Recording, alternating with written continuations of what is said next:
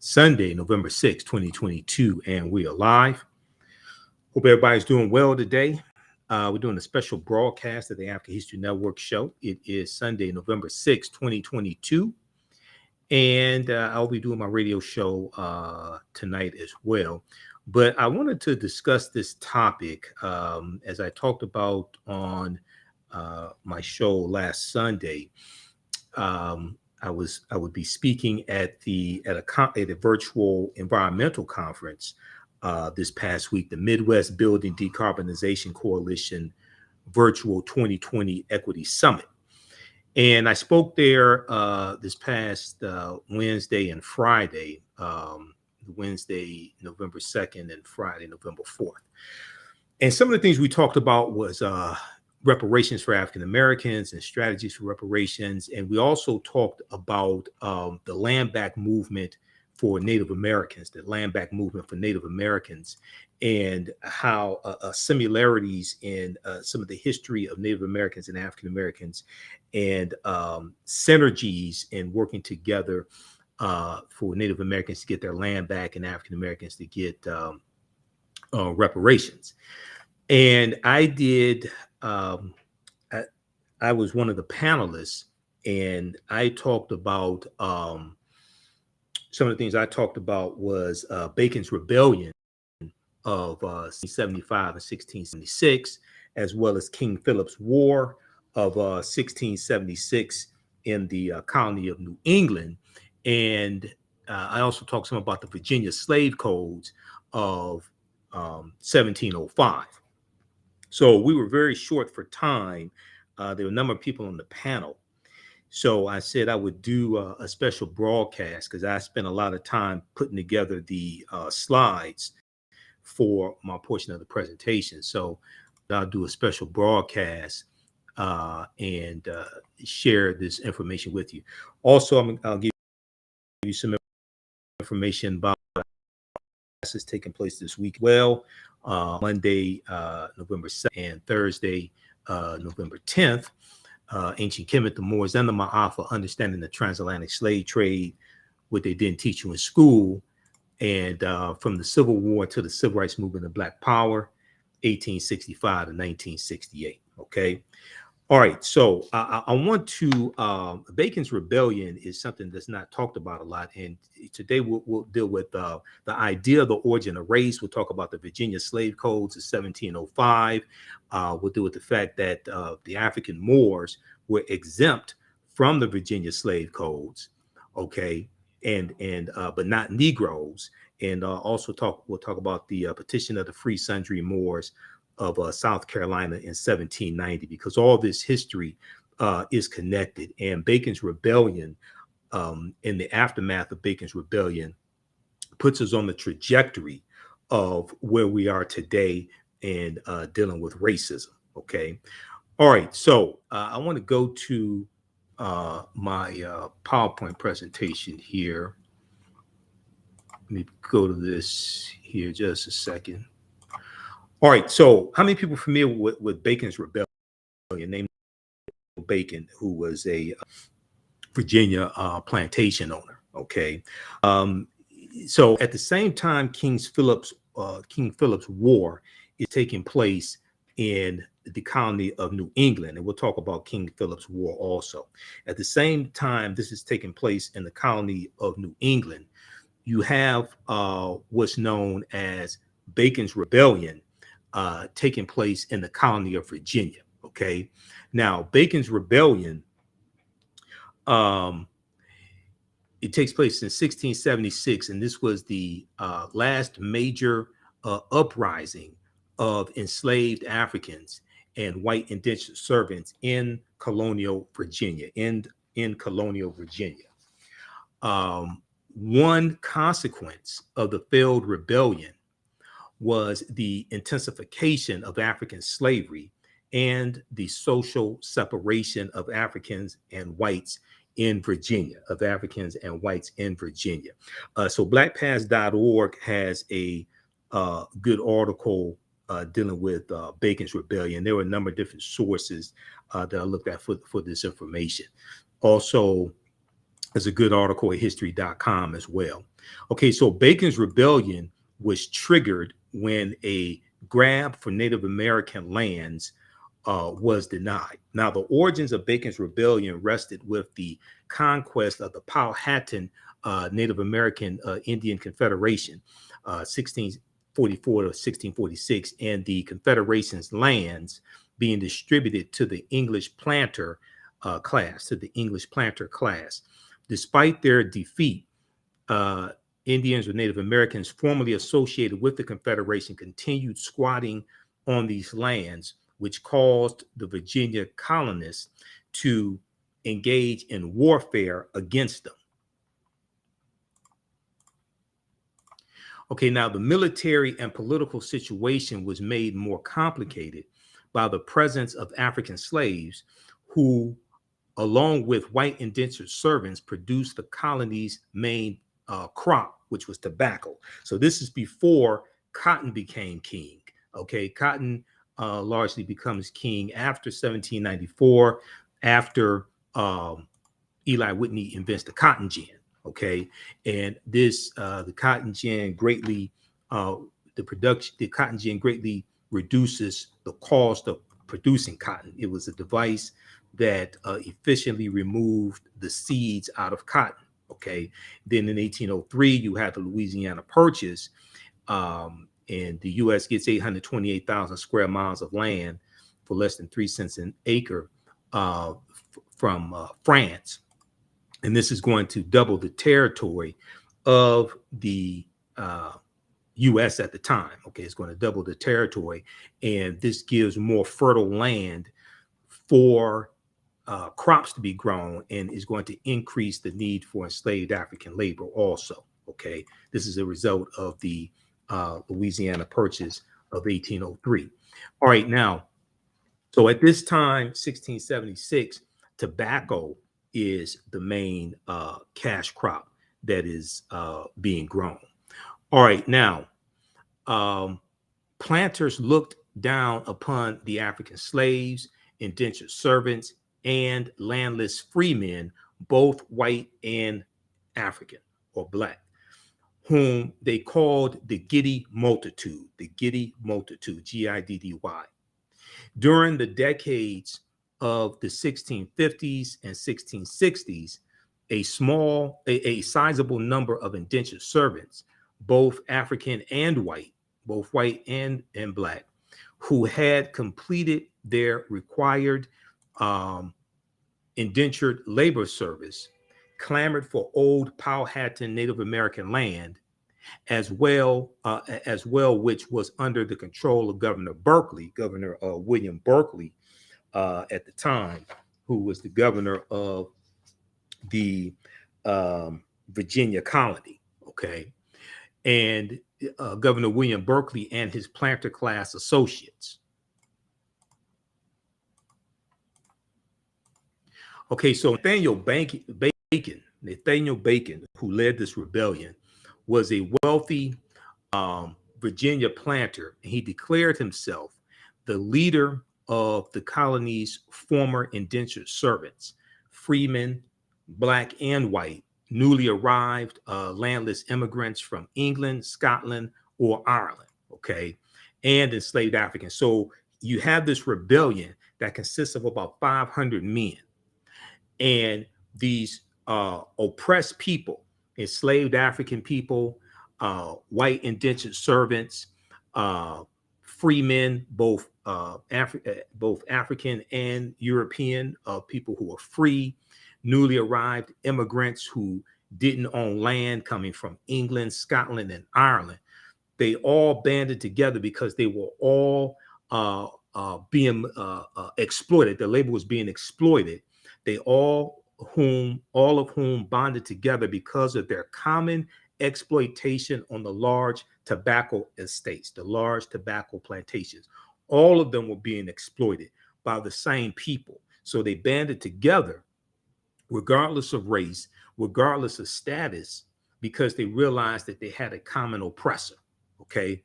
Now, on September 19th, 1676,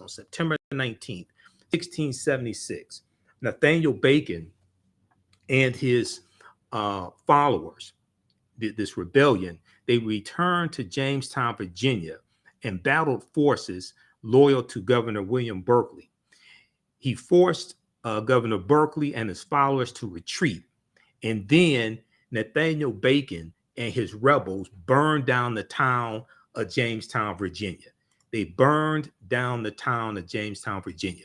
So there's a good article from history.com, the official website of the History Channel.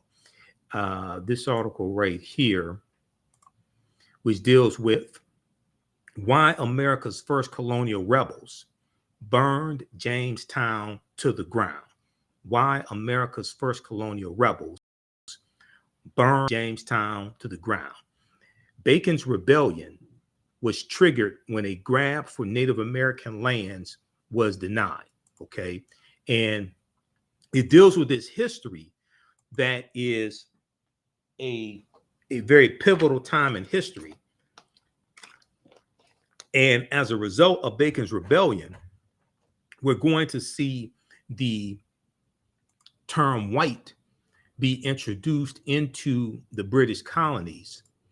And it's going to have a devastating effect. It's going to have a devastating impact. Okay. So check out this article here dealing with Bacon's rebellion also. Poor farmers have been hit hard by falling tobacco prices, and many of the borders of the colony's frontier wanted to expand westward. There, they faced threats from Native Americans intent on protecting their ancestral lands. When the colonists called on their governor for military support, he refused. Okay. Let me see. Let me go down to this part here. Okay, Nathaniel Bacon was declared a rebel by the governor, who was his cousin by marriage. Let's see. Okay, in September, came to a head. Governor Berkeley had been traveling throughout Virginia to recruit supporters of his own, and returned to Jamestown to issue a final proclamation condemning Nathaniel Bacon. In response, Nathaniel Bacon and his men rushed into Jamestown, Virginia, burning and pillaging as they went. On the night of September 19th, 1676, they torched the entire town of Jamestown, Virginia, burning it to the ground. As the embattled Governor Berkeley fled, Nathaniel Bacon's supporters terrorized what remained of the town of Jamestown, Virginia, and the governor's supporters. Okay, so the rebellion is going to be put down. The British Crown intervenes. News had taken months to travel to England, and King Charles II took until October of 1676 to respond. By then, Bacon's rebellion was falling to pieces. The day before Charles II's proclamation about the rebellion, Nathaniel Bacon died of dysentery. Without their leader, the rebels floundered. Governor William Berkeley, assisted by an English naval squad, soon defeated the remainder of the rebels, and Governor Berkeley returned to Jamestown. Okay, so read the rest of this article here, history.com, official website of the History Channel. Why America's first colonial rebels burned Jamestown to the ground. Okay, I don't know if this rebellion was the inspiration for the song "The Roof is on fire. We don't need no water," but I would like to think that it was. If you're enough to remember that song. Okay, so let's continue here. Now, what happens is, as a result of Bacon's rebellion, there's a good piece from history.com called The History of the Idea of Race, the history of the idea of race. Now, toward the end of the 17th century, toward the end of the 1600s, labor from England began to diminish, and the colonies were faced with two major dilemmas. One was how to maintain control over the restless poor and the freedmen, okay, uh, who seemed intent on the violent overthrow of the colony's leaders. The second dilemma that they were dealing with was how to obtain a controllable labor force as cheaply as possible. How to obtain a controllable labor force as cheaply as possible. So, what was taking place in right about 1680, the economic conditions in England improve, and they're less English willing to come to the colonies to be indentured servants.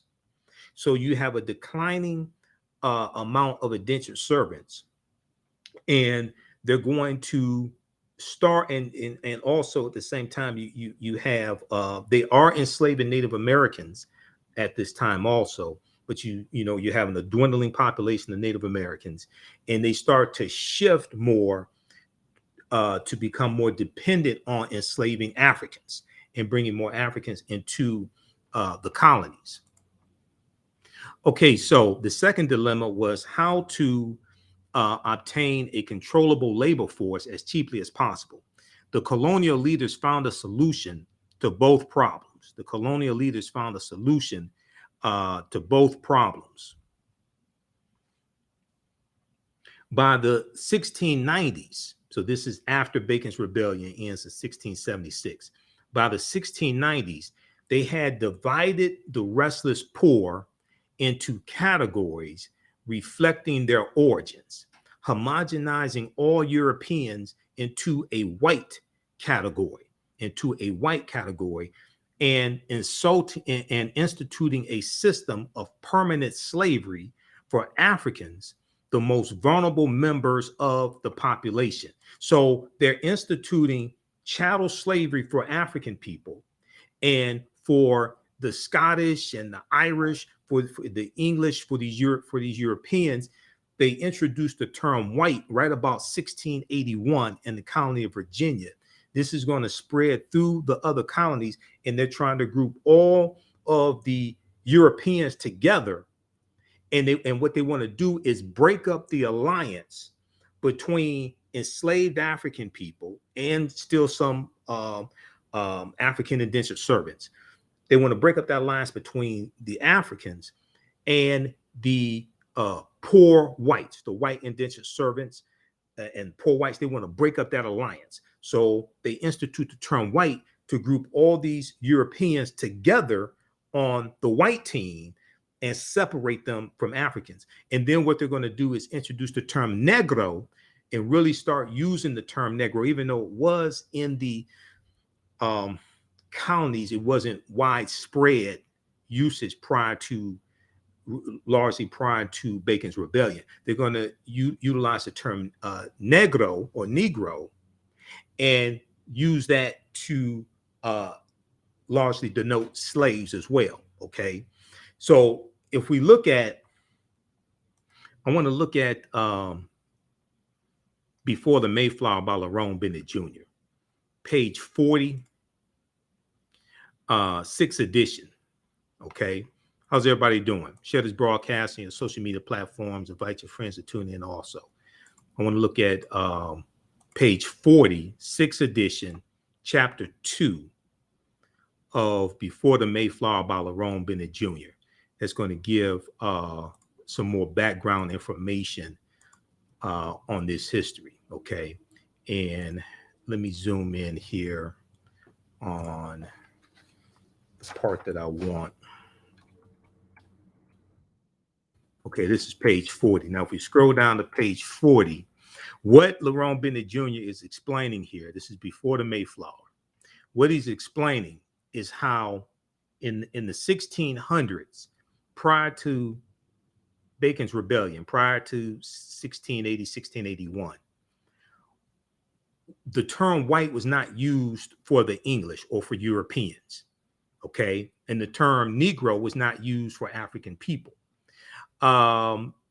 So he goes, let's look at this here. He says, working together in this. Hopefully you all can see this. Okay, let's blow this up. Okay. Working together in the same fields, sharing the same huts, the same situation, and the same grievances. The first Black and white Americans, aristocrats accepted, uh, developed strong bonds of sympathy and mutuality. Sympathy and mutuality. They ran away together, played together, and revolted together. They ran away together, played together, and revolted together. Let me see how this looks. Okay. So can you all see that?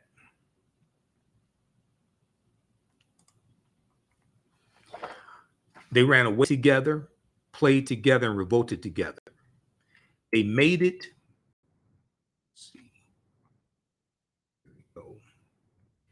They made it and married, siring a sizable mixed population. So you had it. So the mistake that people make is they think that when those 20 and odd Africans on the White Lion pirate ship, August 20th, 1619, are exchanged for food and water supplies, they think a system of slavery and racism already existed in the British colonies, and it did not. Codified slave laws didn't exist in the British colonies. At the 13 British colonies, codified slave laws didn't exist at that time. Okay. This is what's taking place. The term Negro was not largely being used at this point in time. In the process, the Black and white servants, the majority of the colonial population, created a racial wonderland. Okay. In the process, the Black and white servants, the majority of the colonial population, created a racial wonderland that seems somehow un-American in its lack of obsession about race and color. There was, to be sure, prejudice then, but it was largely English class prejudice, which was distributed without regard to race, creed, or color. There were also, needless to say, prejudiced individuals in the colony, and this is the fundamental difference between prejudice and racism. Their personal quirks and obsessions were not focused and directed by the organized will of a community.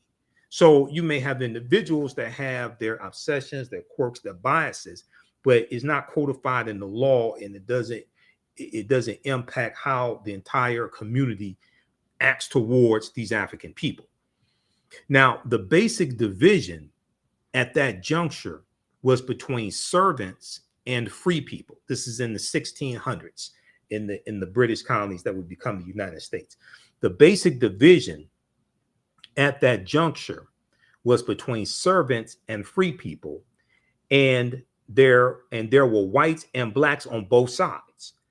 There were free white people, there were free African people. You had cases of African people who owned white and black indentured servants.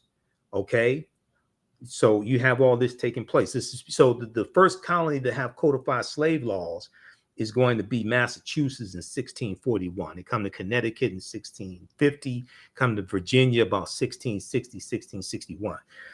The codified slave laws are hitting the different colonies at different times. Okay, all this stuff didn't just happen all at one time. All right, all this stuff didn't just happen at one time. This evolves over time. This is why it's important to understand this chronology of history.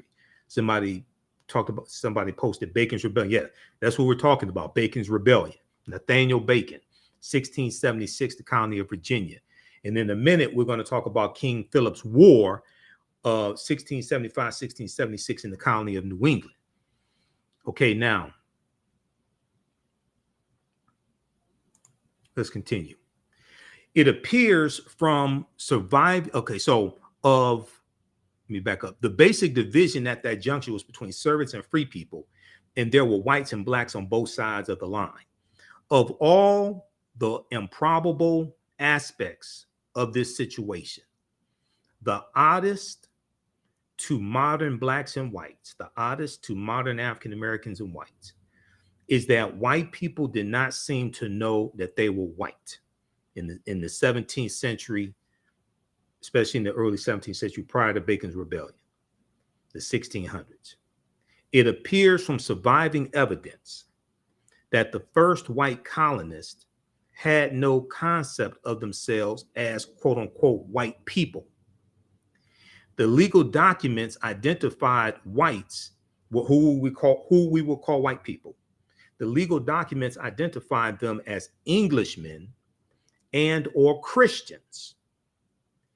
The word white, with its burden of arrogance and biological pride, developed late in the century, late in the 17th century, which is late in the 1600s, after Bacon's Rebellion. It's going to be introduced in the Virginia colony right about 1681, okay? Developed late in the century as a direct result of slavery and the organized debasement of blacks. The organized debasement of blacks. The same point can be made from the other side of the line. For a long time in colonial America, there was no legal name to focus white anxiety. The first blacks were called blackamoors, Moors, Negers, Negers, and Negars, Negars. The word negro or negro, which is a Spanish and Portuguese term for black, or it can mean a black thing, did not come into general use in Virginia until the latter part of the century, the latter part of the 17th century, which are the 1600s. That's going to be after Bacon's Rebellion. See, it's important to understand this chronology of history and actually what happened and the names we had throughout history before we were called Negroes. Okay, so he's talking about an African presence here in the colonies, and you had African Moors who were here before European settlers come here. Okay, now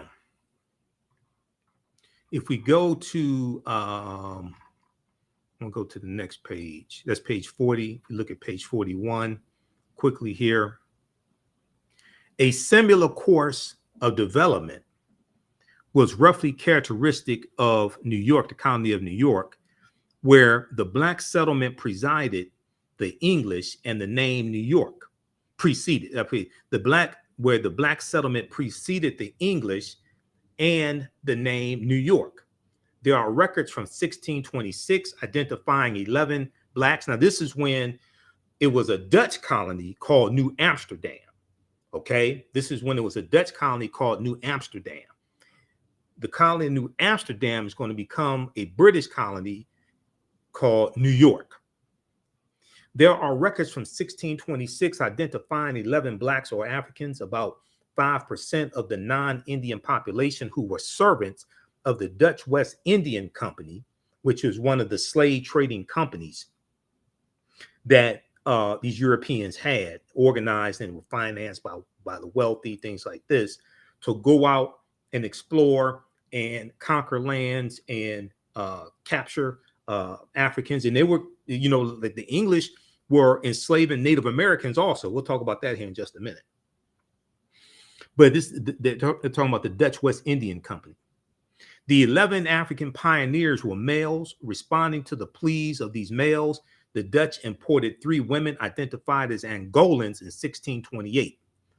In 1644, some 18 years after their arrival, the Dutch Negroes, as they were called, filed a petition for freedom, the first black legal protest in America.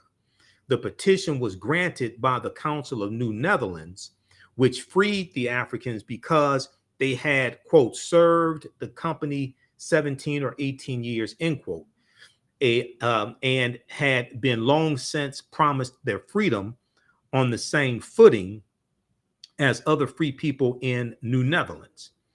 Okay, the 11 Africans, 11 blacks uh, listed in the petition were Paul de Angola, Big Manuel, Little Manuel, Manuel de Garrett, Derens, Simon Congo, Anthony Portuguese, Gracia, Peter Santome, John Francisco, Little Anthony, and John Fort Orange. All received parcels of land in what is now Greenwich Village.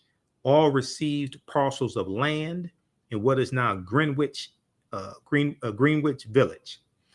What is essential to grasp about the first Africans in New York is that let me scroll over here, is that they stood on the same footing as white indentured servants from the very beginning.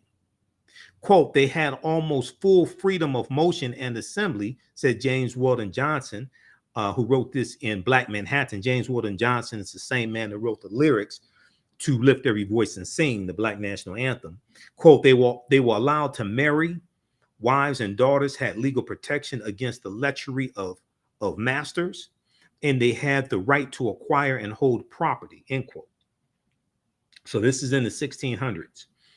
What has been outlined above with reference to New York and Virginia holds good also, though with minor variations for other colonies, including the colony of Pennsylvania, where the system of black indentured servitude was so rooted that black servants outnumbered black slaves at the time of the Revolution.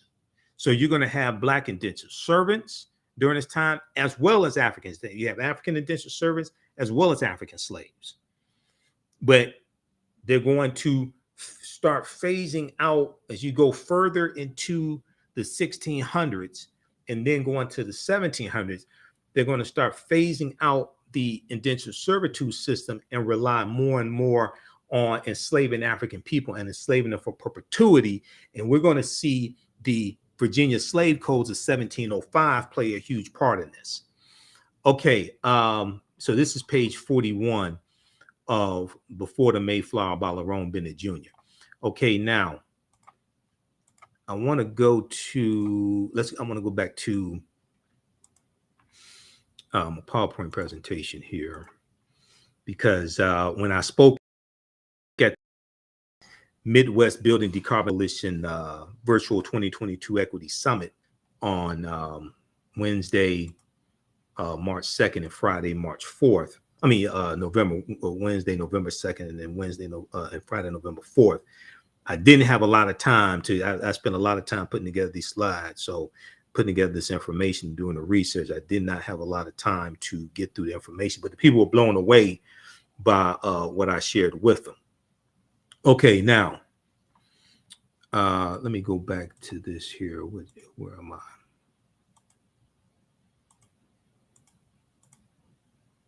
Okay, Bacon's Rebellion right here. Okay, Before the Mayflower. Okay, so back to Bacon's Rebellion. Now, in the aftermath, how Bacon's Rebellion planted the seeds of race-based slavery. How Bacon's Rebellion planted the seeds of race-based slavery. In the aftermath of Bacon's Rebellion, white planters reacted with alarm to the anger they had seen among the Black Virginians who had joined Bacon's Rebellion. Quote, the planters had not been able to control this rowdy labor force of servants and slaves, said historian Ira Berlin. He told this to PBS.org, Public Broadcasting System, PBS.org.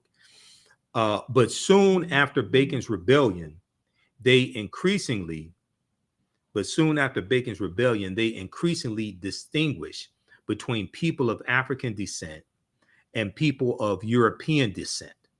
They enact laws which say that people of African descent are hereditary slaves.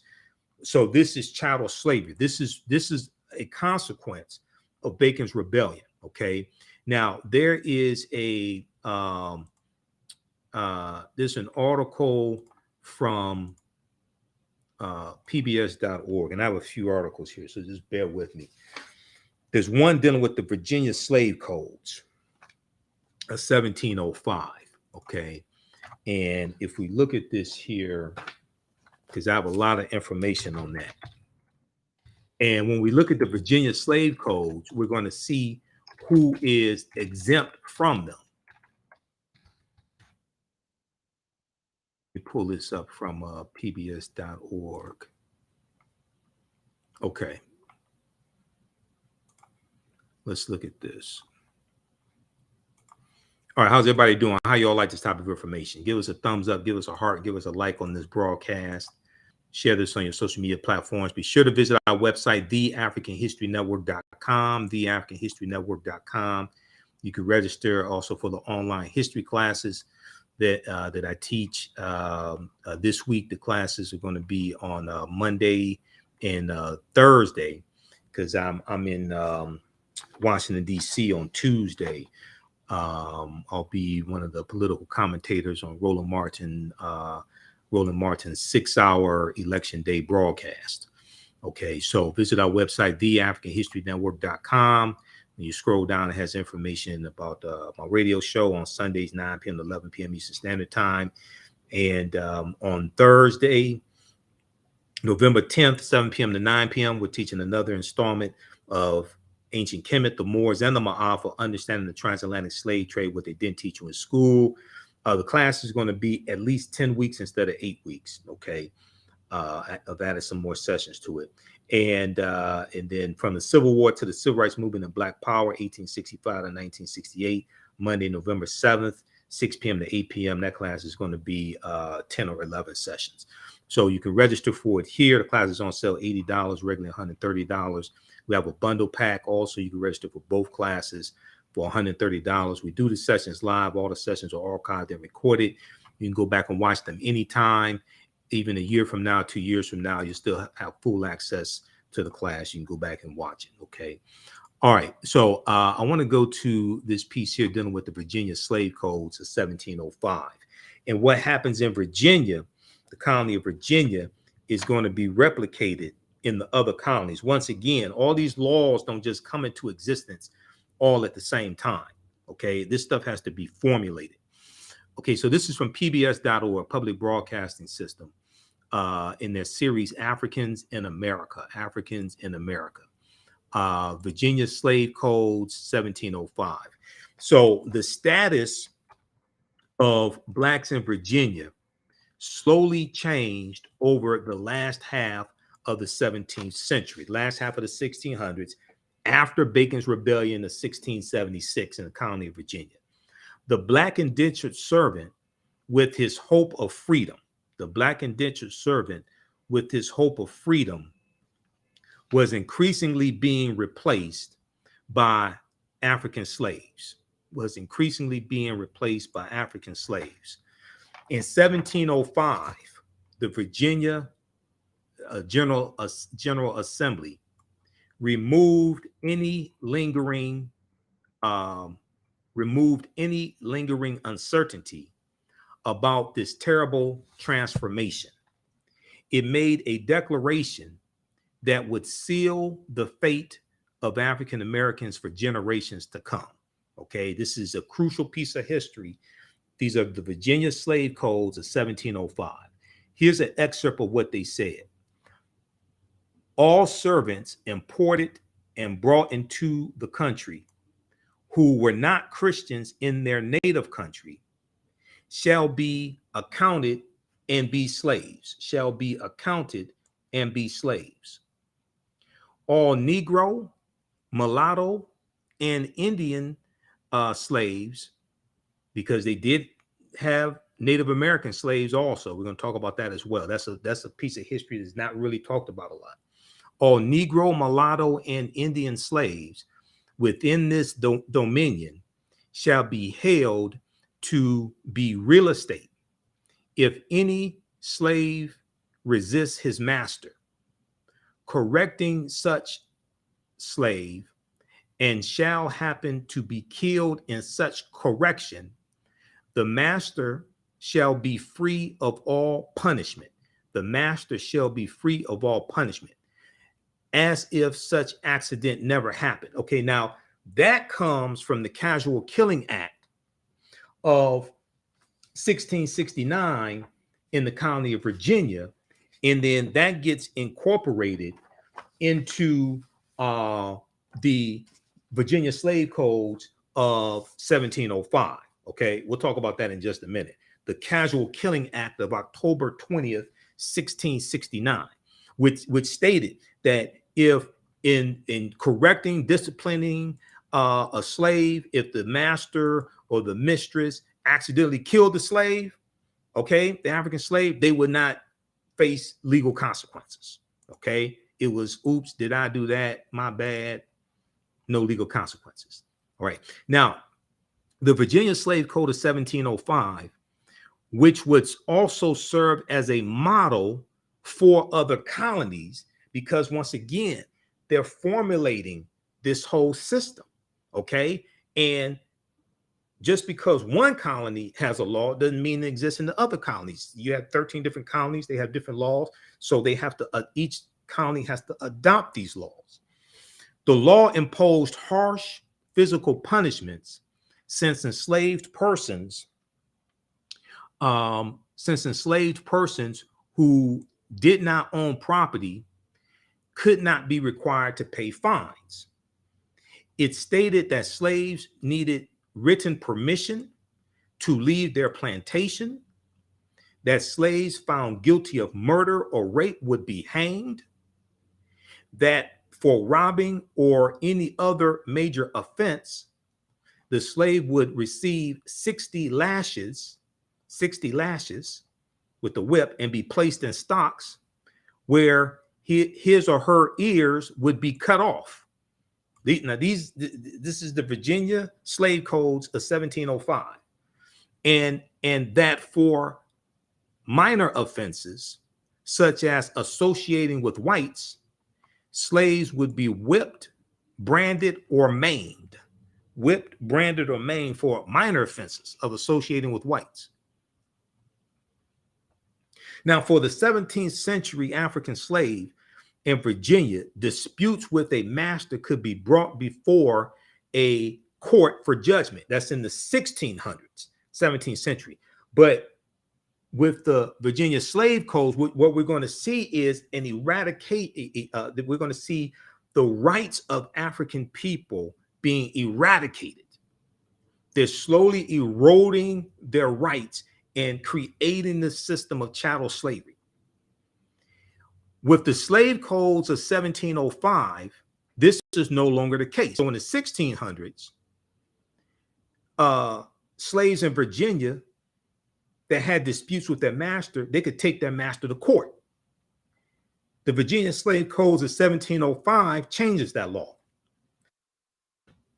A slave owner who sought to break the most rebellious of slaves could now do so, knowing any punishment he inflicted, including death, would not result in even the slightest reprimand because of the Casual Killing Act of 1669 in the colony of Virginia that is incorporated into the Virginia slave codes of 1705. Okay, now this is a brief synopsis of the Virginia slave codes. Now this is from pbs.org, Public Broadcasting System. Okay, it's some good information, but it's something crucial that's missing from here. Okay, so let's look at this piece right here from, I want to look at, let's look at Encyclopedia Virginia, encyclopediavirginia.org. Okay, an act concerning servants and slaves. This is looking at the Virginia slave codes of 1705. Okay, just a second. Let me, because I'm flipping back and forth between Firefox and Google Chrome. Okay, where is that? We have it. I have it up here in Firefox. Okay, we're coming to this next. Just a second here. Where is that? Okay, let me just pull this up. This is an act concerning service. I want to look at specifically section 4.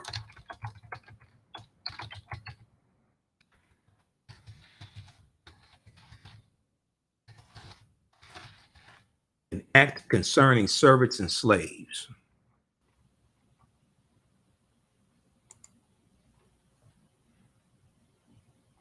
And they show they have the primary documents here also.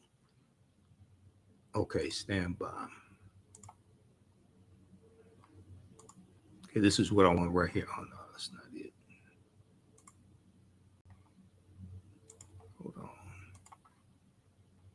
Okay, let me go to the screen right here.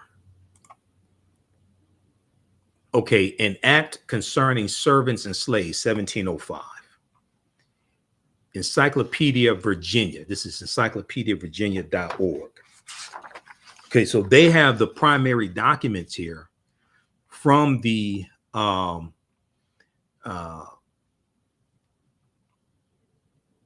1705 and some other documents also. Okay, but this is what I want to focus on right here. Context. In an act concerning servants and slaves passed by the Virginia General Assembly in October 1705, Virginia's colonial government collects old and establishes new laws with regards to indentured servants and slaves, with regards to indentured servants and slaves. What happened here? Okay, just a second here. All right. In an act concerning servants and slaves passed by the General Assembly of Virginia General Assembly, in the session of October 1705, Virginia's colonial government collects old and establishes new laws with regards to indentured servants and slaves. So they have the full text of it here. I want to focus in on section 4. Section 4, Roman numeral 4. It says, and also be enacted by the authority aforesaid, and it is hereby enacted that all servants imported and brought into this country by sea or land who were not Christians in their native country, except Turks and Moors, Moors, except Turks and Moors in amity with Her Majesty and others that can make due proof of their being free in England or any other Christian country before they were shipped in order to transportation hither, be accounted and shall be slaves, and such be here bought and sold, notwithstanding a conversion to Christianity afterward. Okay. So what they're doing with the Virginia Slave Code of 1705, they're making a distinction between Negroes and Moors, because African Moors are exempt from the Virginia slave codes. See, this is why. So in the piece that I showed you from pbs.org, they don't show you like the full Virginia slave codes. But when you go look at the full Virginia slave codes, it shows in section 4, it shows that in Virginia, and they're going to start doing this in other colonies. This is after Bacon's Rebellion of 1676. They start using the term Negro for slaves, and the term Moor, as I showed you on page 40 in Before the Mayflower by Lerone Bennett Jr., 6th edition, chapter 2, that was already being used, but now they're making a distinction between Negroes and Moors and the distinction in how they're treated.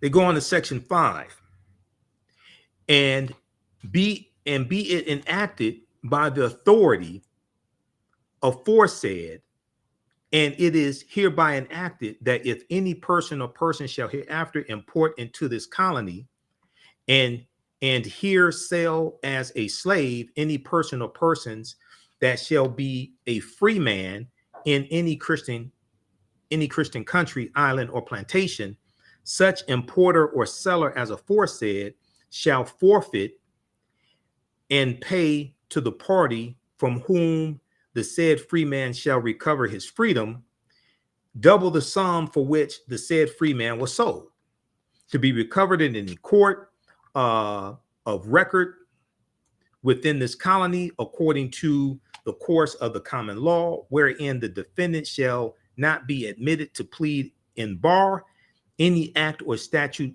for limitation of actions. Okay. Provided always, section 6, that a slave's being in England shall not be sufficient to discharge him of his slavery without other proof of his being manumitted there. Okay. So they're saying you have to have proof that you were freed in England. Otherwise, you can still be a slave here in the Virginia colony. All right.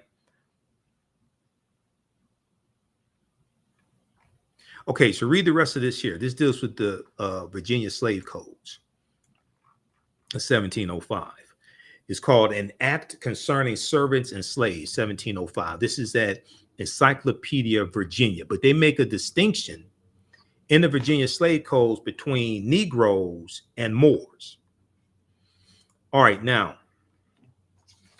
I want to look at, okay, we did that, PBS, we did this one. Okay, now I want to look at this right here. We can look at, just a second here. We've got, okay, let's look at this Talking Points memo. There's an article from Talking Points memo that deals with this as well. If this 1780s Southern politician fought Islamophobia, we can too.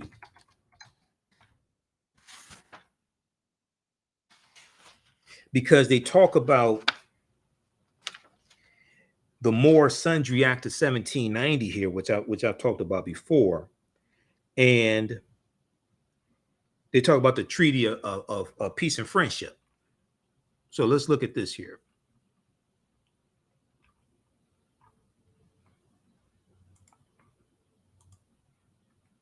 How's everybody doing? Give us a thumbs up, give us a heart, give us a like. Also, if you like this type of information, you can support the African History Network, $ the AHN Show through Cash App, $ the AHN Show through Cash App, and through PayPal, paypal.me / the AHN Show. This helps us keep doing the research, stay on the air, keep broadcasting, pay some of the bills. When I go to Washington, D.C. On Tuesday, I have to pay my way there. So that helps, cover expenses because I'm flying there and flying back. And then also be sure to register for our online history classes also that we have going on this week. We'll post a link here for the courses, Ancient Kemet, the Moors, and the Mahafa, Understanding the Transatlantic Slave Trade, what they didn't teach you in school, and from the Civil War to the Civil Rights Movement and Black Power, 1865 to 1968. Okay, let's go back to this here. I want to go to this article here from Talking Points memo.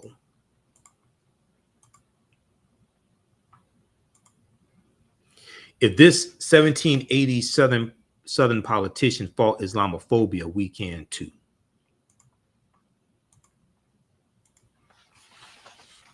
Okay, this is from February 13th, 2015. Here's what I want to focus in on. Okay, to talk about Islamophobia. Let's start at the beginning. They say, let's start at the beginning. By the time of the American Revolution, which is 1775 to 1783, a sizable Moroccan community known as Moors, in the language of the era, ERA, had developed in and around Charleston, South Carolina. Had developed in and around Charleston, South Carolina.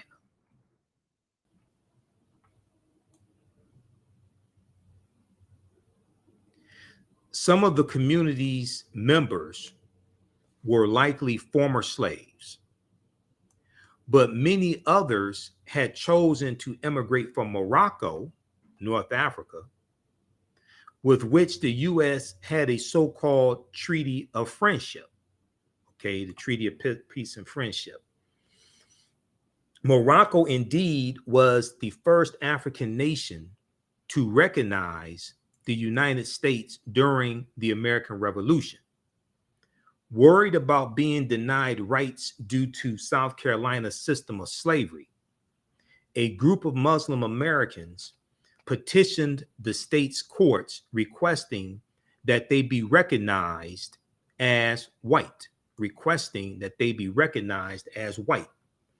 A tribunal of judges led by prominent South Carolinian Charles Pinckney agreed with their petition, and the state legislature passed the Moor Sundry Act of 1790, designating this Moroccan Muslim American community white for purposes of the law.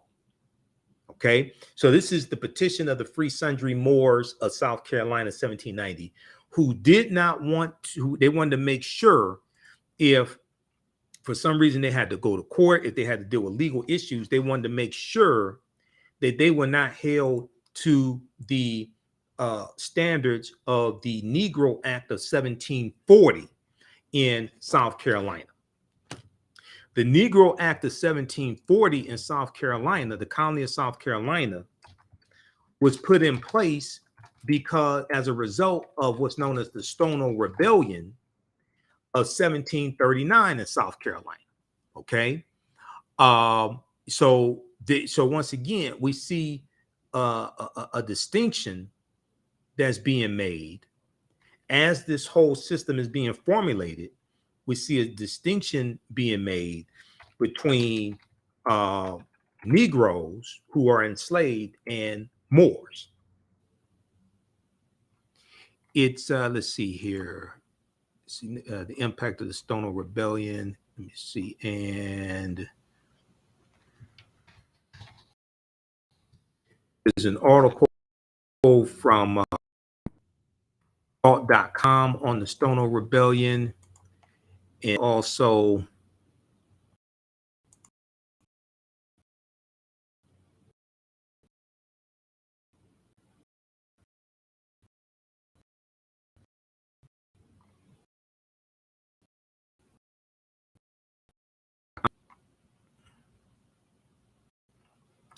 face-to-faceafrica.com.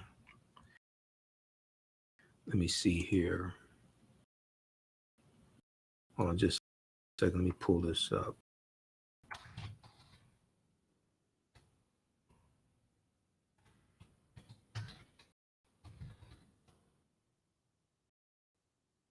Okay, if we look at pbs.org,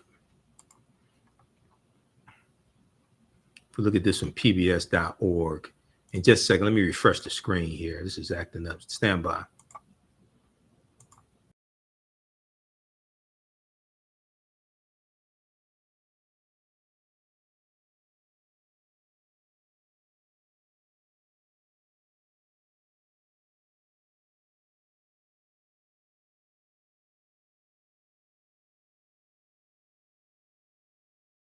We're back.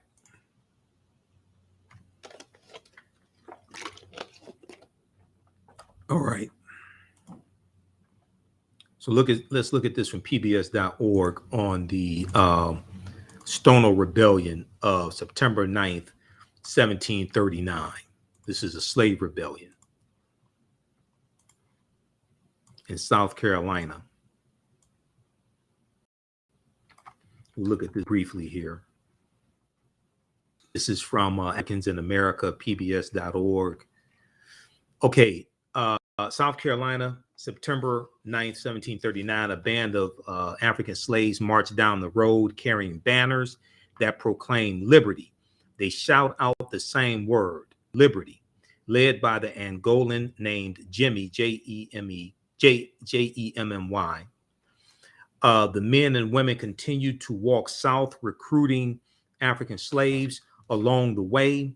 By the time they stopped to rest for the night, their numbers will have approached 100. What exactly triggered the Stono Rebellion is not clear. Many Africans and slaves knew that small groups of runaways had made their way from South Carolina to Florida, where they had been given freedom and land. Looking to cause unrest within the English colonies, because this is before the American Revolutionary War. It doesn't start until 1775. So this is 1739. Looking to cause unrest within the English colonies, the Spanish had issued a proclamation stating that a slave who deserted to St. Augustine in Florida would be given the same treatment, okay? Certainly, this influenced potential rebels. Certainly, this influenced rebels and made them willing to accept the situation. A fall epidemic had disrupted the colonial government in nearby Charleston, South Carolina, and word had just arrived that England and Spain were at war, raising hopes that the Spanish and St. Augustine would give a positive reception to African slaves escaping from Carolina plantations. But what may have actually triggered the Stono Rebellion on September 9th, 1739, was the soon-to-be enacted Security Act. In mid-August of 1739, a Charleston newspaper announced the Security Act. This was a response to whites' fears of insurrection. The act required that all white men carry firearms to church on Sundays, a time when whites usually did not carry weapons, and Africans who were enslaved were allowed to work for themselves. Okay, and Africans who were enslaved were allowed to work for themselves. Anyone who did not comply with the new law by September 29, 1739, would be subjected to a fine.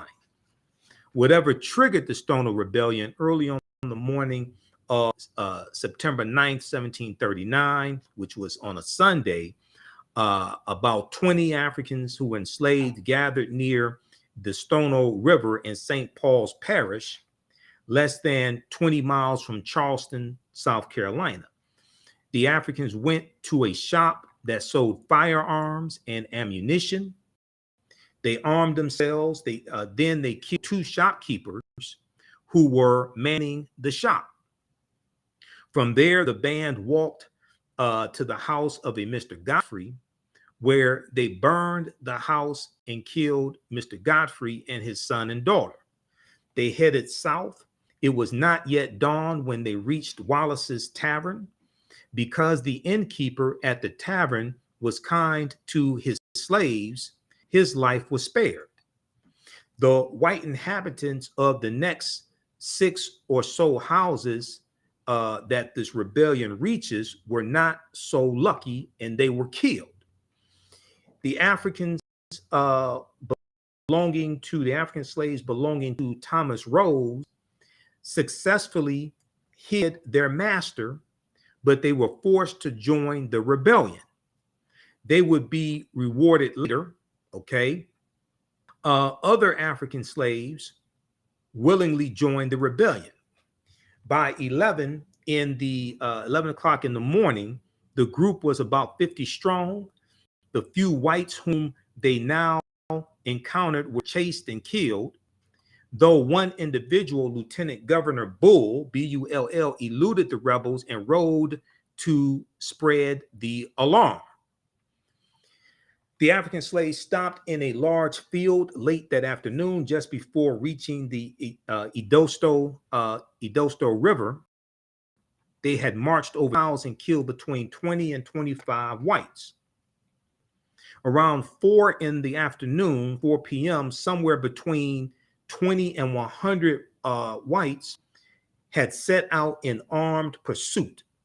When they approached the rebels, the slaves fired 2 shots. The whites returned fire, bringing down 14 of the African slaves. By dusk, about 30 of these Africans were dead, and at least 30 had escaped. Most were captured over the next month, and then they were executed. The rest were captured over the following 6 months, all except one who remained a fugitive for 3 years. Uncomfortable with the increasing numbers of Africans for some time, the white colonists in the colony of South Carolina had been working on a Negro Act that would limit the privileges of African slaves.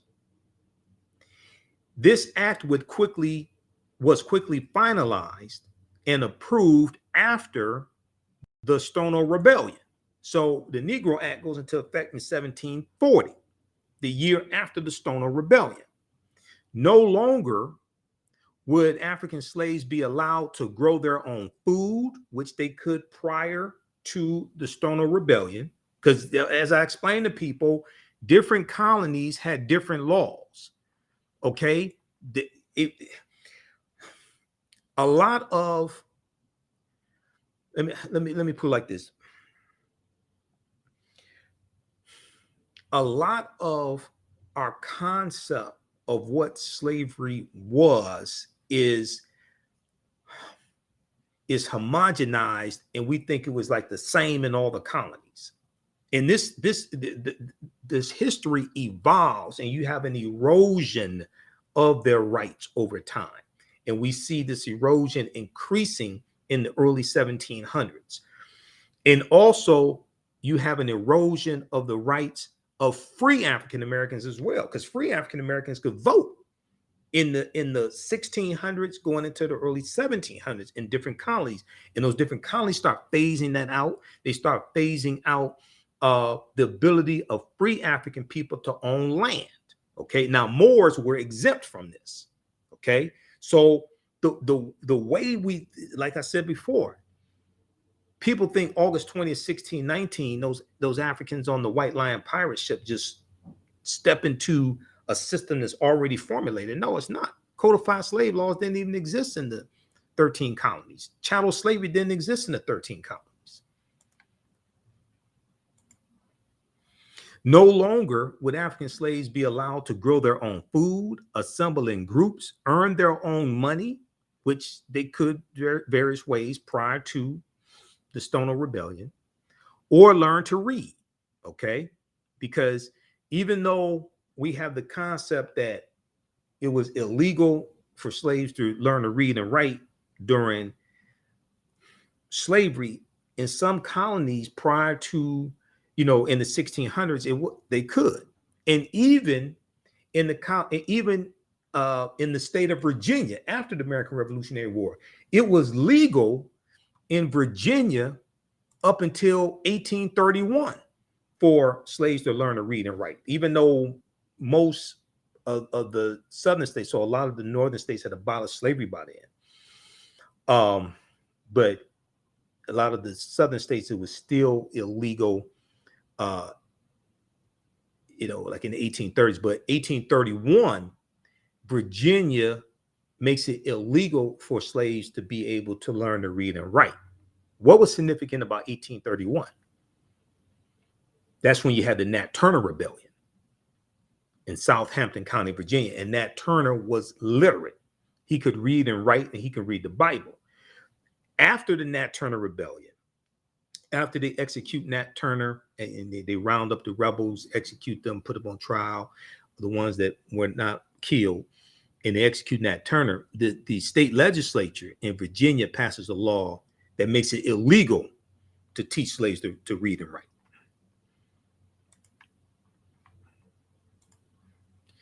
Okay, so no longer would African slaves be allowed to grow their own food, assemble in groups, earn their own money, or learn to read. Some of these restrictions had been in effect before the Negro Act, but had not been strictly enforced. Okay, so now the Negro Act of 1740 was the result of the Stoner Rebellion of 1739 in South Carolina. So when you have the petition of the free sundry Moors in 1790, they want clarification and they want to make sure that they are not held to the standards of the Negro Act of 1740. Okay. And the South Carolina state legislature passes the Moor Sundry Act of 1790 in South Carolina, designating this Moroccan Muslim American community white for purposes of law. So they had all the rights that people classified as white had. They could sit on juries, they could carry guns, they could vote. They had all the rights that white people had. That law was as complicated as race in American history has always been. It allowed members of this community to be counted more fully for state population and federal representation purposes, because the first census is taken in 1790, as the census was created by the U.S. Constitution. So the first census is taken in 1790. It also gave the Muslim Americans the opportunity to vote, serve on juries, and to gain and enjoy the benefits of citizenship, even as Black Americans or African Americans were largely denied those rights, because they're making a separation between Negroes and Moors, and they're doing this with the laws. Okay, they're making a separation between Negroes and Moors, whereas we go back to page 40 of Lerone Bennett Jr.'s Before the Mayflower, chapter 2, 6th edition. Okay, we go back to that. He lays out how early on, and when Europeans got here, largely speaking, the Africans weren't referred to as Negroes. The first Blacks were called Blackamoors, Moors, Negers, Negers, and Negars, Negars. The word negro or negro, which is Spanish and Portuguese for black, or it could also mean a black thing. A Spanish and Portuguese term for black did not come into general use in Virginia until the latter part of the 17th century, after Bacon's Rebellion of 1676. So this is why you have to look at this history chronologically. This is why a lot of these cookie cutter, a lot of these cookie cutter approaches to understanding slavery and the history of slavery in this country and the history laws in this country are not applicable, because that's not how it happened. That's why you have to understand the chronology of how all of this evolved. Okay, now let's go back to the article from Talking Points Memo.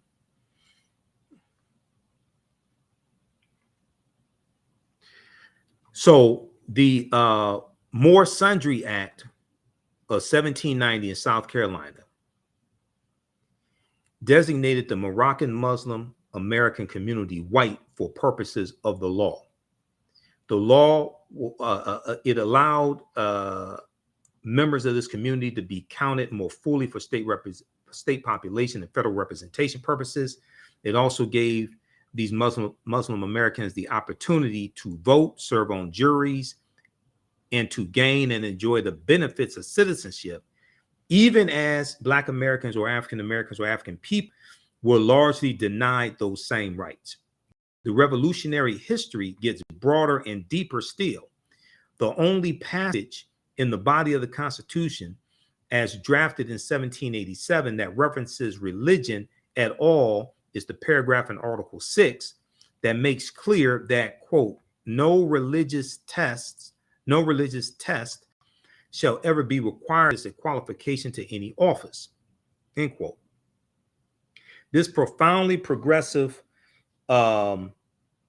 phrase, written in an era when every other constitutional government around the world featured an official state religion, was drafted by none other than Charles Pinckney. Okay. Charles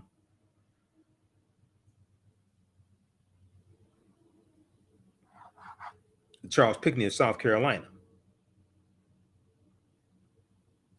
After the Constitution was drafted, Charles Pinckney was tasked with taking it before the South Carolina state legislature for the state's ratification debate. During the debate, he was asked by one of the legislators about the exact Article 6 paragraph, and more exactly about whether it would mean that a Muslim could run for office in the United States. Charles Pinckney's answer was, yes, it does, and I hope to live to see it happen. Yes, it does, and I hope to live to see it happen.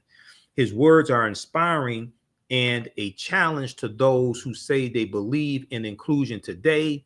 How many white Christian elected officials today say, quote, I hope to see more Muslim Americans elected, more Muslim Americans in elected office, the way Charles Pinckney did. Okay, read this full article here. This is from talkingpointsmemo.com. If this 1780s Southern politician fought Islamophobia, we can too. If this 1780s Southern politician fought Islamophobia, we can too. This is from February 13th, 2015 by Ben Railton, Railton, for Talking Points Memo.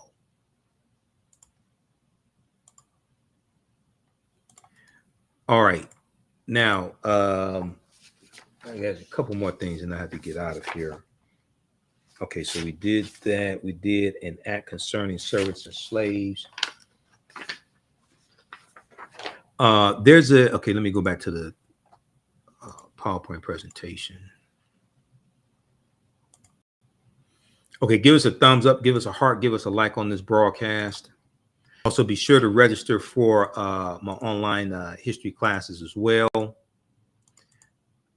Ancient Kemet, the Moors, and the Ma'afa, understanding the transatlantic slave trade, what they didn't teach you in school. And from the Civil War to the Civil Rights Movement and Black Power, 1865 to 1968.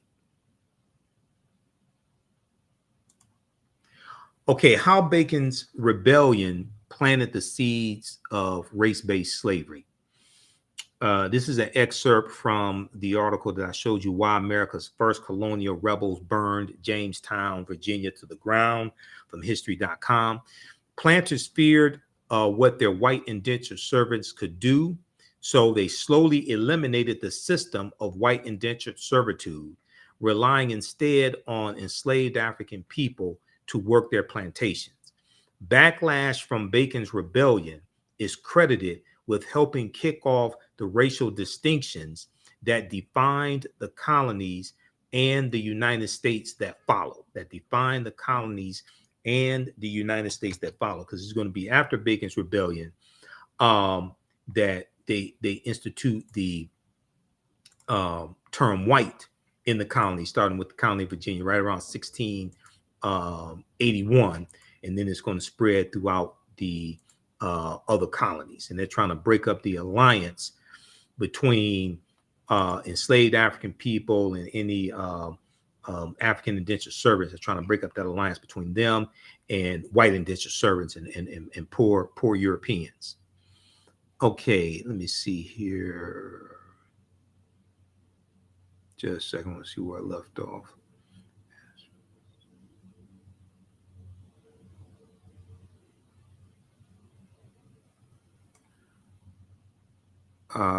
Okay. Okay, so you can read the rest of that. And this is also part of it here.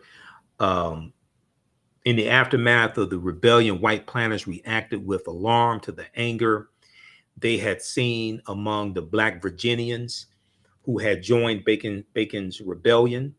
Quote, the planters had not been able to control this rowdy labor force of servants and slaves, historian Ira Berlin told PBS.org. Quote, but soon after Bacon's rebellion, they increasingly distinguished between people of African descent and people of European descent. They enact laws which say that people of African descent are hereditary slaves, end quote. They institute the Virginia Slave Codes of 1705, which then are adopted by versions of that are adopted by the other colonies. Okay. There was this good article here from the New York Times, and I talked about this when I spoke at the virtual environmental summit this past week. Black Native American and fighting for recognition in Indian country. Black Native American and fighting for recognition in Indian country. And this talks about a man named Ron Graham, whose ancestors are known as Creek freedmen. His ancestors were owned by the Creek Indians, because the Choctaw, Creek, Cherokee, and Seminole Indians all owned African slaves. And they were among the thousands of African Americans who were once enslaved by tribal members in the South and who immigrated to Oklahoma when their tribes were forced off their homelands and marched west in the 1830s. That's on the Trail of Tears. Okay, and they all go out west into Oklahoma. And about a third of the people on the Trail of Tears were African slaves, because the Choctaw, Chickasaw, Creek, Cherokee, and Seminole Indians all own African slaves. And Tulsa, Oklahoma is going to be founded by Creek Indians around 1834. Okay. I have actually a 2.5-hour lecture that I've done dealing with the history of Black Wall Street and Tulsa, Oklahoma, all of that. So that's available at our website. This one here, Black Wall Street from Destruction to the Resurrection of Economic Empowerment. Okay. This one right here. We have it on DVD at our website, TheAfricanHistoryNetwork.com, TheHistoryNetwork.com, as well as other lectures there from my online. So, all right, why isn't this moving? Okay, there we go.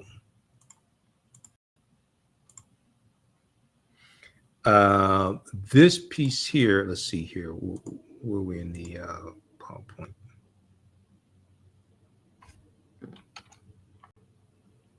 Okay, let me go back to this article quickly. This is from the New York Times. Okay, in the treaty signed after the Civil War, which is 1861, 1865, they won freedom. These Africans who were slaves of these, what are known as the 5 civilized tribes of Native Americans, they won freedom and were promised tribal citizenship and an equal stake in the tribe's lands and fortunes. But what followed were broken promises, exclusions, and painful fights over whether tens of thousands of descendants should now be recognized as tribal members. Some of the descendants have won lawsuits seeking inclusion in the Cherokee Nation.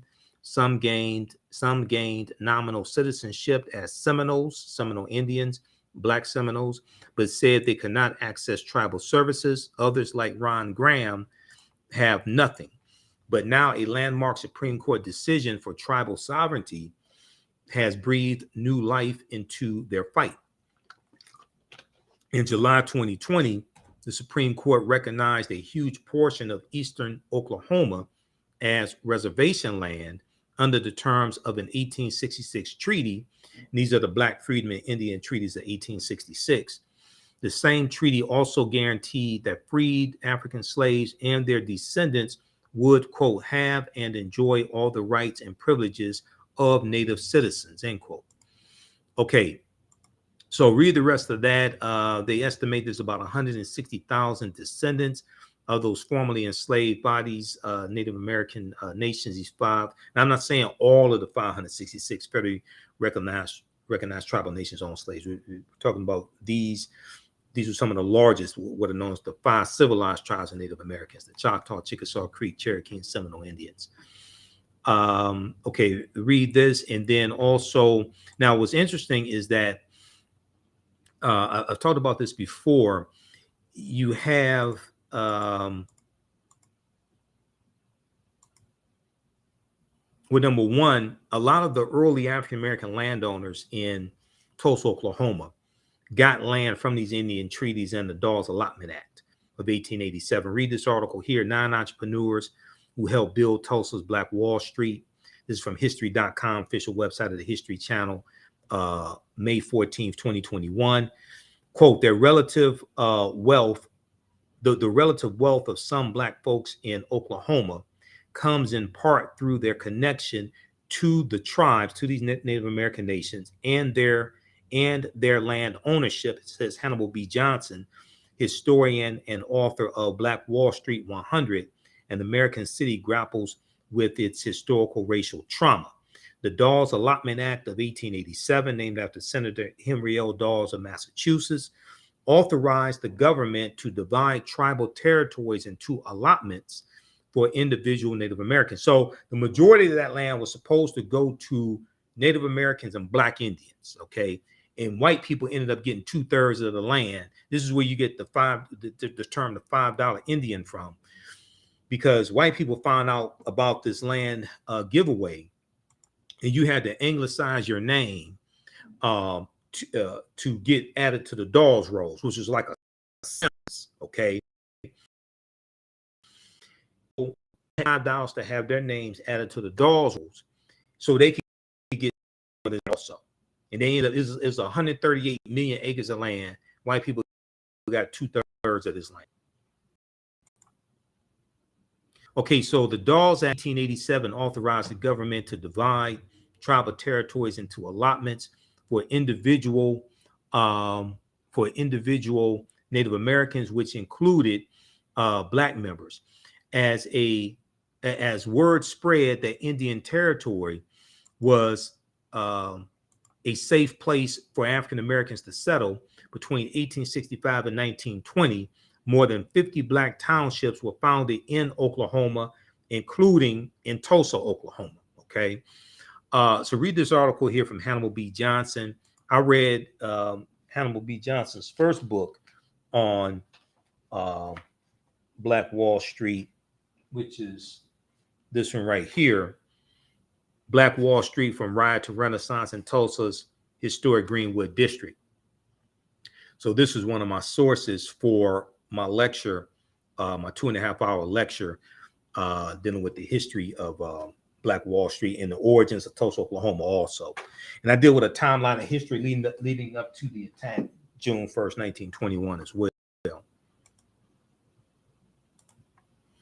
Okay, there was the Casual Killing Act of 1669.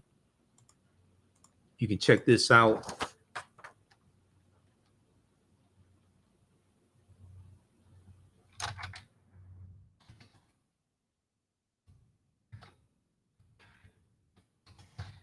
This is from Equal Justice Initiative.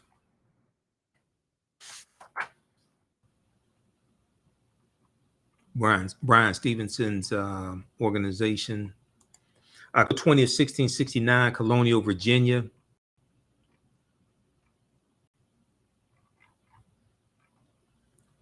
Authorizes enslavers to kill rebellious slaves.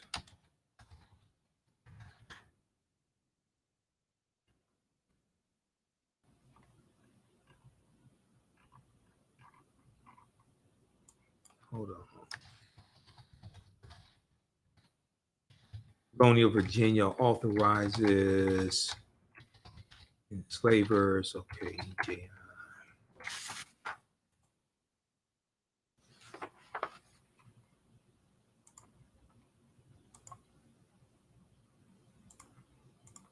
All right, here we go.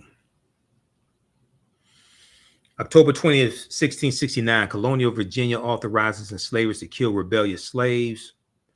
The Virginia Colonial Assembly, October 20th, 1669, enacted a law that removed criminal penalties for enslavers who killed enslaved people resisting authority.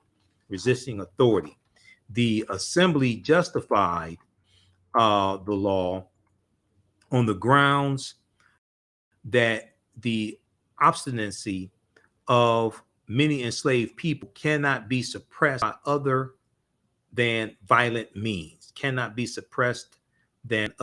violent means. The law provided that an enslaver's killing of an enslaved person could not constitute murder because the premeditated malice element of murder could not be formed against one's own property. In subsequent years, Virginia continued to reduce legal protections for enslaved people. In 1723, the Assembly removed all penalties for the killing of enslaved people during correction, meaning that an enslaved person could be killed for any offense as minor as picking bad tobacco. The willful or malicious killing of an enslaved person could constitute murder in theory, but the law excused the killing of an enslaved person if the killing was in any way provoked. In effect, enslavers could kill enslaved people with impunity in colonial era Virginia, and the situation was similar in most other colonial territories. Following the American Revolution, many states created penalties for killing enslaved people, but the loophole permitting the killing of an enslaved person during correction or to prevent resistance remained. As a result, throughout the course of slavery in this country's history, enslavers were rarely punished for killing enslaved people. Okay, so read this here. Colonial Virginia authorizes enslavers to kill rebellious slaves. This is from EJI.org, Equal Justice Initiative.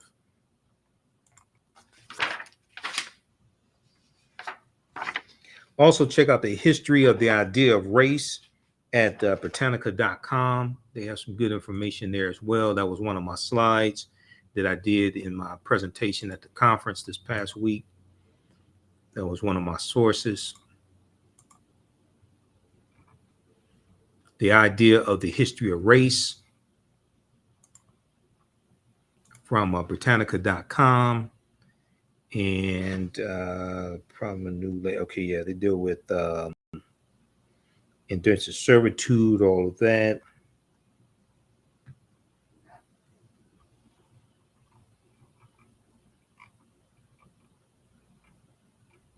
By the mid 17th century, mid 1600s, a wealthy few had encumbered virtually all lands not under Indian control, and were attempting to work these lands using indentured servants. The working poor, as those eventually freed from servitude, had little on which to survive, and their dissatisfaction with the inequities of colonial society led to riots and numerous threats of revolt. After 1619, this group of poor servants, including many Africans and their descendants, some of whom had experience in Spanish and Portuguese colonies, where slave labor was widely used. Okay, so read this also. So I don't have time to get deep into that. That was in one of the slides. Okay, now very briefly here, King Philip's War of 1675, 1676 in the colony of New England. This is going on basically at the same time as Bacon's Rebellion. Okay, and this is something that I dealt with because I panel dealing with Native Americans and African Americans at the conference, the Midwest Building Decarbonization Coalition Virtual 2020 Equity Summit. took place Wednesday, November 2nd through Friday, November 4th. Okay, let me go to this information here dealing with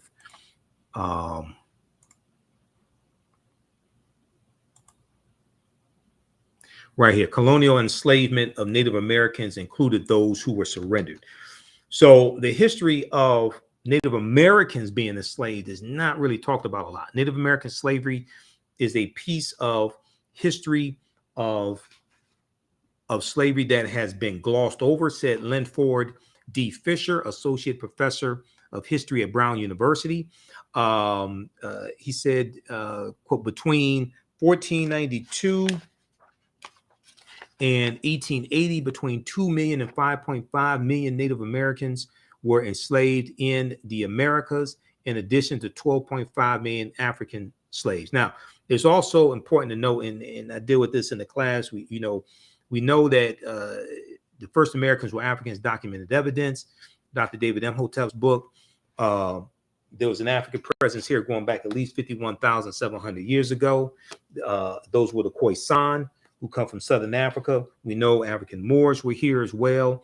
And also we know that there are going to be groups of Africans that get reclassified as Native Americans, where European settlers come here also.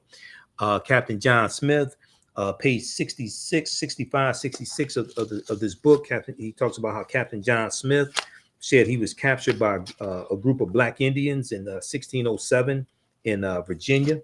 So you had this African presence here as well, and some of those Africans get reclassified as Native Americans by European settlers. Now, while natives had been forced into slavery and servitude as early as 1636, it was not until King Philip's War that natives were enslaved in large numbers. Associate Professor Linford Fisher wrote in the study. The 1675-1676 war, King Philip's War, pitted Native American leader King Philip, also known as Metacom, Metacom, and his allies against the English colonial settlers. This is in the colony of New England.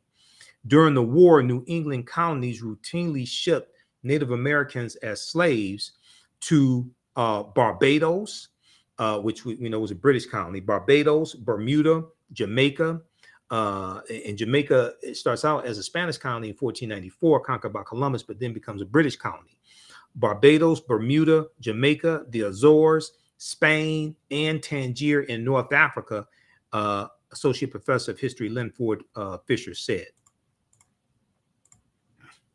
While Africans who were enslaved did not know where they would be taken, Native Americans understood that they could be sent to Caribbean plantations and face extremely harsh treatment far from their homes and communities, according to the study. Fear of this fate spurred some Native Americans to pledge to fight to the death, while others surrendered, hoping to avoid being sent overseas, the study found.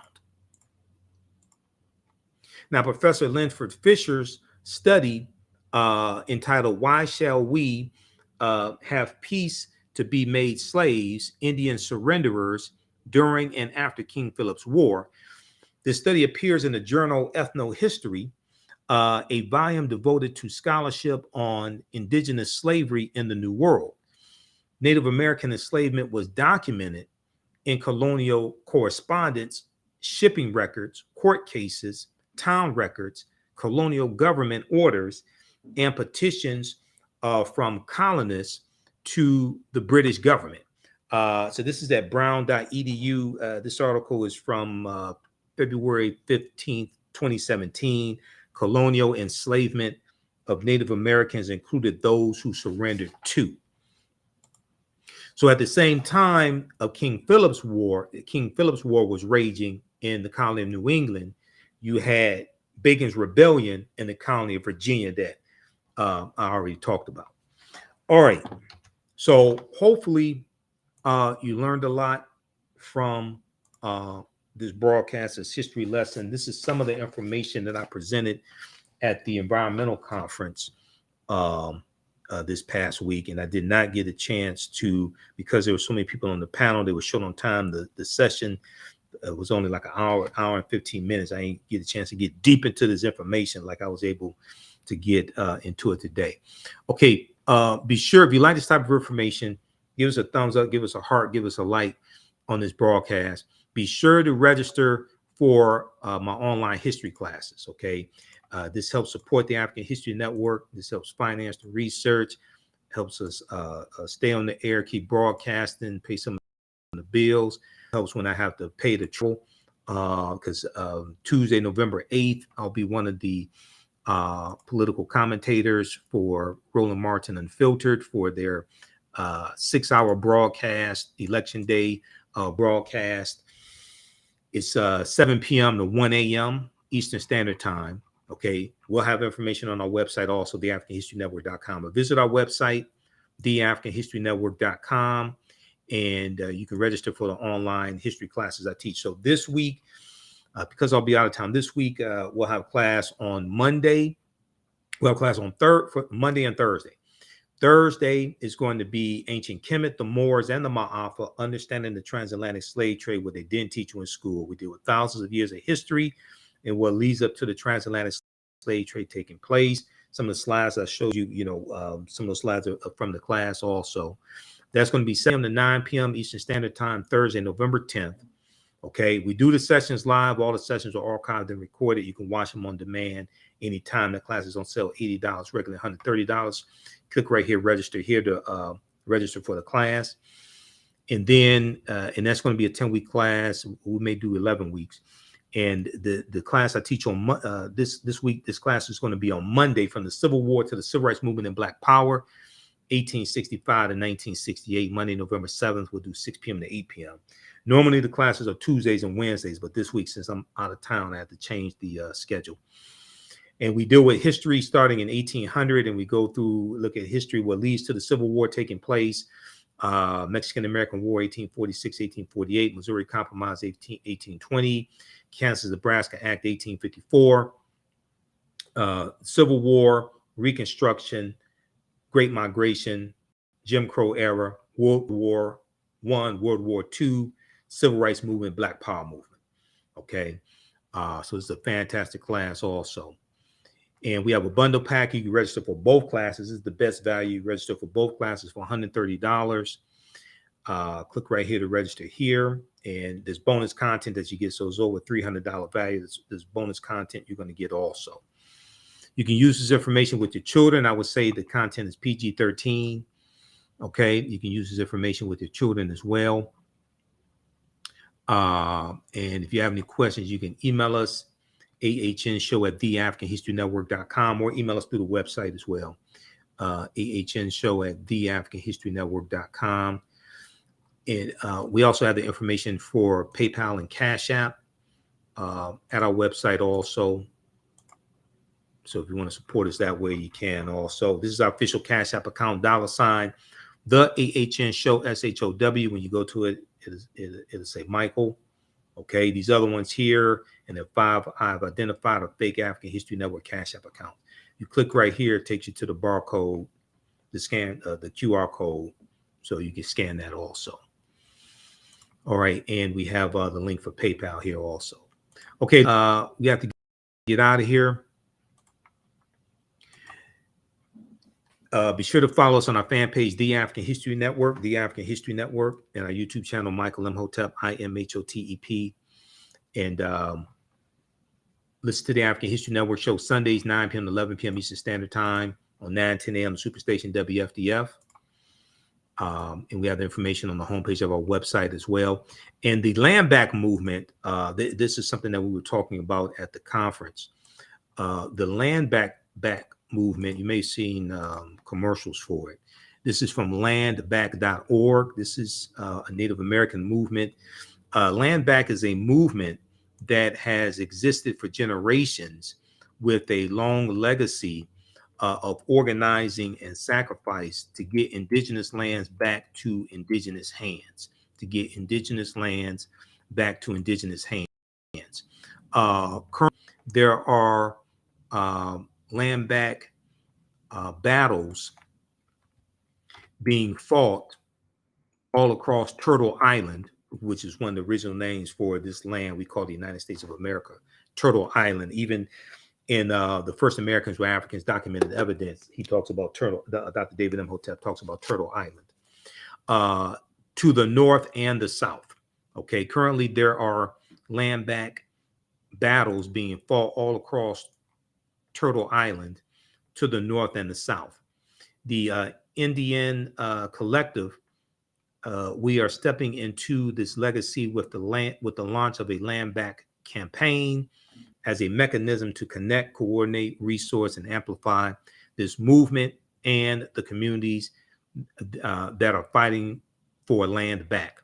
The closure of Mount Rushmore, return of that land and all public lands in the Black Hills, South Dakota, is our cornerstone battle from which we will build out this campaign. Not only does Mount Rushmore sit in the heart of the sacred Black Hills, but it is an international symbol of white supremacy and colonization. To truly dismantle white supremacy and systems of oppression, we have to go back to the roots, which for us is putting indigenous lands back in indigenous hands. Okay, read the rest of this here. Okay, this is at landback.org. Okay, landback.org. All right, look, I have to get out of here. Remember, right now is correct wrong behavior. It's not over till we win. Wakanda forever. Be sure to register for the classes. We'll see you in class this week, and listen to the African History Network show. Follow us on our YouTube channel, Michael Imhotep, Imhotep. Turn on live notifications so you know when we go live. And follow us on our Facebook fan page, The African History Network, The African History Network. Turn on live notifications so you know when we go live there. Okay? Talk to you next time.